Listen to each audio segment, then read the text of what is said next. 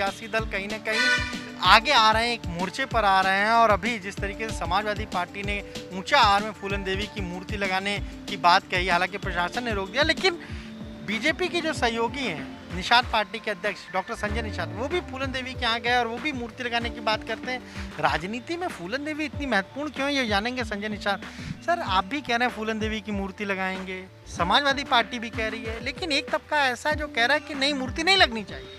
नहीं, मूर्ति तो लगनी चाहिए, लेकिन सिस्टम उसका है। जैसे अम्बेडकर की मूर्ति लगी तो सिस्टम से लगी, जब सत्ता आई उनकी तो उन्होंने हर जगह लगा दी, और उसमें कोई नहीं, सिस्टम से लग गई।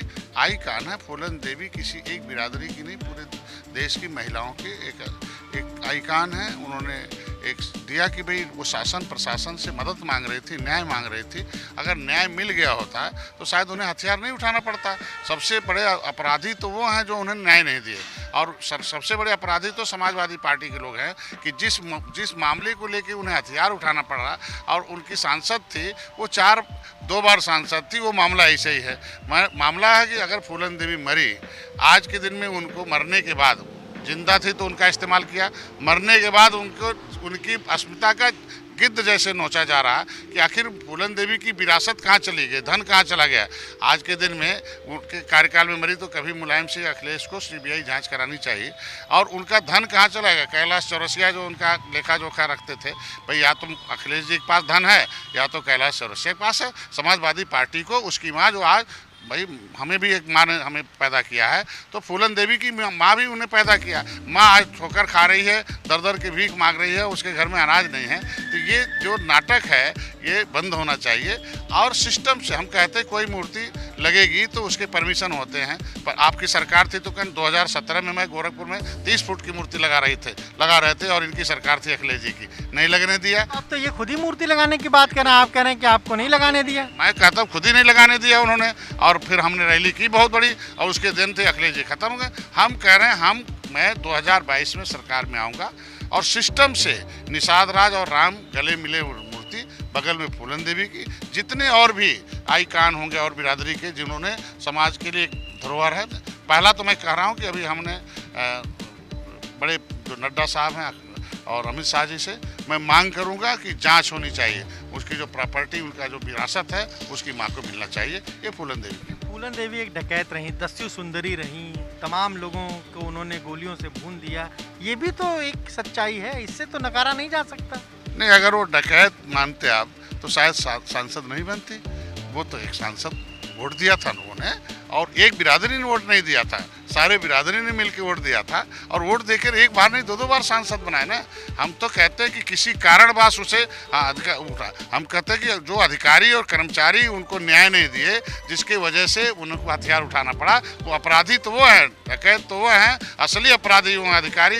और सिस्टम आने दीजिए, जब हम लोग 2022 में आएंगे जाँच कराकर बताएंगे कि कौन से अधिकारी है। और सपा कह रही है कि आप लोग केवल गलत बात कह रहे हैं, आपने कभी सम्मान नहीं किया, और अब आप चूंकि चुनाव करीब है इसलिए सम्मान और मूर्ति की बात कह रहे हैं। अरे यार, अखिलेश जी तो 5 बार उनकी सत्ता रही, 30 साल से मेरे लोगों ने वोट दिया। उनसे हट गए, क्यों हट गए? क्योंकि अखिलेश जी धोखा दिए। उन्होंने कहा भाई हम तुम्हारे आरक्षण ये करेंगे वो करेंगे। उन्होंने क्या किया, यहाँ कहते तुम 80 में हो, हम शामिल करेंगे।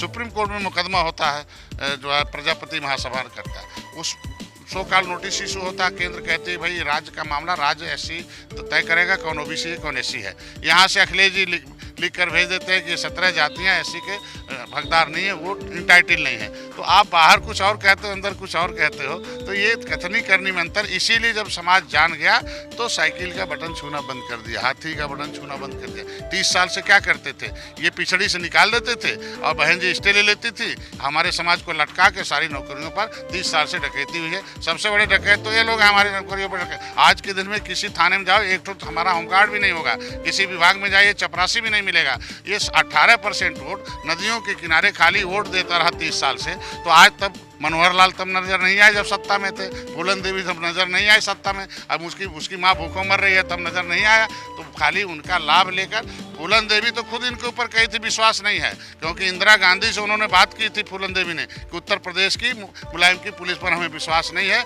हमें दूसरे प्रदेश में आत्मसमर्पण कराया जाए। इसीलिए मध्य प्रदेश में आत्मसमर्पण हुआ था, अर्जुन सिंह ने आत्मसमर्पण कराया, उसका लाभ लिया इन लोगों ने। कैसे लिया वो समय है। अब डॉक्टर संजय जग गए हैं। ये Nishad party political godfather of fisherman की उपाधि हमें दी गई है। अब निषाद समाज सोया था, बेहोश था, होश में आ गया, अब जोश में आ गया है। आरक्षण रैली निकल रही है, आंदोलन रैली निकल रही है। आप खुद को कह रहे हैं political godfather of fisherman, Mukesh Sahani भी हैं, ओम प्रकाश राजभर उनसे भी मिलते हैं, तो फिर कैसे होगा? फिशरमैन कौन है, गॉडफादर कौन है? कुछ लोग तो अपना कैश से नहीं पार्टी चलती है, कैडर से चलती है, विज्ञापन से नहीं ज्ञापन से चलती है, ज्ञान से चलती है। हमारे पास योद्धा हैं, हम ज्ञान, हमारे पास ट्रेनिंग सेंटर है, पॉलिटिकली ट्रेंड लोग हैं। वो कुछ लोग हैं अपने धन बल से, कुछ लोग राजनीति चमकाना चाहते हैं। मुकेश भाई की बात करते हैं तो मैं तो मेरे खून के हैं, आज नहीं कल मेरे पास आ जाएंगे। 2017 में आया था, मैंने समझाया, बिहार चले गए, कुछ बन गए, फिर समझाऊंगा, फिर चले जाएंगे। वो तो हमारे साथ है ना। राजभर आएंगे कि नहीं साथ में? वो सबसे मिल रहे हैं, वो ओवैसी से भी मिल रहे हैं, चंद्रशेखर आज़ाद से भी मिल रहे हैं। अंतिम में कहाँ है, डॉक्टर संजय के साथ आएंगे, डॉक्टर संजय जहाँ वहीं रहेंगे, राजभर भाई जाएंगे कहाँ? क्योंकि उनका आरक्षण का मुद्दा जो है राजभर का, हम भी लड़ रहे हैं ना। राष्ट्रपति ने लिख रखा है राजभर जो है SC में है। राष्ट्रपति से बड़ा थोड़ी दुनिया में कोई थोड़ी होता है। हमारा नाम जबरदस्ती पिछड़ी में डाल दिया। 31/12/2016 को राज्यपाल ने हमें निकाल रखा है कि भाई ये जो अति पिछड़ी जातियाँ हैं, केवट मल्ला, बिंद कश्यप, खान, राजभर, प्रजापति, ये पिछड़े नहीं हैं, ये अनुसूचित हैं। राज्यपाल और राष्ट्रपति जो नोटिफिकेशन जारी कर देता है वो कभी उस पर कोई स्टे नहीं होता है। तो राज्यपाल ने जब पिछड़ी निकाल दिया है तो इससे मिलना चाहिए। काम 3 काम है खाली। एक काम है कि हमारा कंप्यूटर से नाम हट जाए। दूसरा काम है कि जो गलत शासनादेश हो गया है कि भाई देखिए दलित में चमार भाई हैं, वो टाइटल कोई भी लगाएं लेकिन उन्हें मिलता है। पासी कोई टाइटल लगाए, धोबी कोई टाइटल लगाए, तो मझवार का बेटा कोई टाइटल लगाए तो उसको कैसे रोक सकते हैं? हमारी टाइटल को इन लोगों ने 1992 में जाति में डाल दिया, पिछड़ी में, इसलिए हमारी ज़मीनें लूटनी थी। आज हमारे भाई का बेटा कानून से सुरक्षित है। उसी संविधान में लिखा है केवट मल्लाह का भी बेटा मझवार नाम से कानून से सुरक्षित है। आज हमारी ज़मीनें लूटनी थी, चूँकि नदियों के किनारे शहर है और शहर बसा हुआ है, तो भाई राजा का बेटा राजा होता। हम लोगों ने हाथी साइकिल पंजा कमल को राजा बना दिया। इन्हें महल जरूरत था, ज़मीन थी, हमारा नाम पिछड़ी में डाल दिया। आज महामंत्री संगठन सुनील बंसल से आपने मुलाकात की है, कुछ बताया इन्होंने MLC में आपका नाम कब आएगा? आप भी तो इंतजार कर रहे हैं उस लिस्ट का। नहीं, हम तो खाली इंतजार कर रहे हैं 2022 सत्ता के परिवर्तन आए और जो अंग्रेजों के काले कानून हैं धीरे धीरे वो खत्म किए, जितने बदमाश अधिकारी हैं उन्हें हटाया जाए। बस इस पे चर्चा हुई कि 2022 कैसे जीत सकते हैं, किस तरीके से हम लोग तैयारी करें, कैसे जीत सकते हैं। सीट का फॉर्मूला? बस सीट का फार्मूला उनके, बड़ी पार्टी, हम लोग छोटे भाई हैं, उनके सहयोग के लिए हैं। 2019 में मैंने कैसे सहयोग किया उन्हें मालूम है, उपचुनाव में सहयोग किया हूँ। उस 2022 में निषाद पार्टी को सम्मानजनक सीटें मिलेंगी, आरक्षण भी मिलेगा, इनके कालघाट नदी भी वापस होंगे, मुकदमे भी वापस होंगे। आपने सुना क्या कहना है डॉक्टर संजय निषाद का? साफ तौर पर कह रहे हैं कि समाजवादी पार्टी की जब सरकार थी खुद उन्हें फूलन देवी की मूर्ति लगाने से मना कर दिया था, और वो ये भी कह रहे हैं कि 2022 में जब बीजेपी दोबारा सत्ता में आएगी तो फूलन देवी की मूर्ति को सम्मानजनक तरीके से लगाया जाएगा, और जो बीजेपी है उसके साथ ही वो 2022 में रहेंगे। क्यों? क्योंकि वो बड़ी पार्टी है, ये छोटे भाई हैं, और इन्हें उम्मीद है कि सम्मानजनक सीटें बीजेपी चुनाव में निषाद पार्टी को देगी।